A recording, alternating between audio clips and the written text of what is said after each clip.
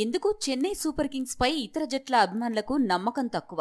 Spot fixing betting ఆరోపణలతో ఆ జట్టు గతంలో 2 ఏళ్లు ఐపీఎల్ నుంచి బ్యాన్ అవ్వడం దీనికి ప్రధాన కారణం. అప్పట్నుంచి చెన్నై ఆడే మ్యాచ్లు ఏదైనా అనుకోని వింత ఘటనలు జరిగితే ఫ్యాన్స్ సోషల్ మీడియాలో రెచ్చిపోయి పోస్టులు పెడుతుంటారు.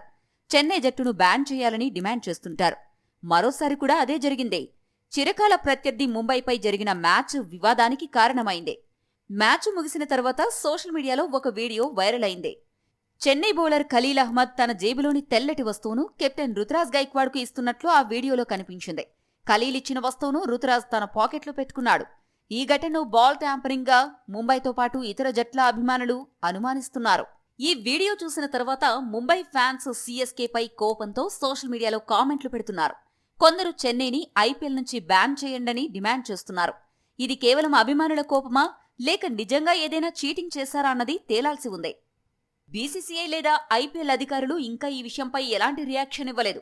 ఈ ఆరోపణలే నిజమైతే ఇది మరో పెద్ద రచ్చకు దారితీయడం పక్కా. ఎందుకంటే ఐపీఎల్లో చెన్నై, రాజస్థాన్ జట్లు చేసిన నిర్వాకం కారణంగా గతంలో ఈ లీగ్పై చాలామందికి ఇంట్రెస్ట్ పోయింది.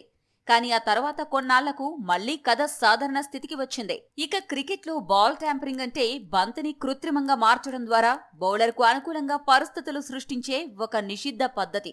బంతిపై ఉన్న కవర్ను ఏదైనా పదార్థంతో రాపిడి చేయడం ద్వారా బాల్ను అదనంగా స్వింగ్ చేయొచ్చు. బాల్ ట్యాంపరింగ్ చేయడానికి ఆటగాళ్లు అనేక మార్గాలను ఉపయోగిస్తారు. వాటిలో మైనసపాటి వస్తువులతో స్క్రాచ్ చేయడం, గాజులాంటి పదార్థాలతో రుద్దడం, చేతికి ఉండే లోషన్ లేదా ఇతర రసాయనాలు వాడడం, నోటితో కొరకడం లాంటి చర్యలు ఉంటాయి. ఇలాంటి చర్యలు ఐసీసీ నిబంధనల ప్రకారం పూర్తిగా నిషేధం.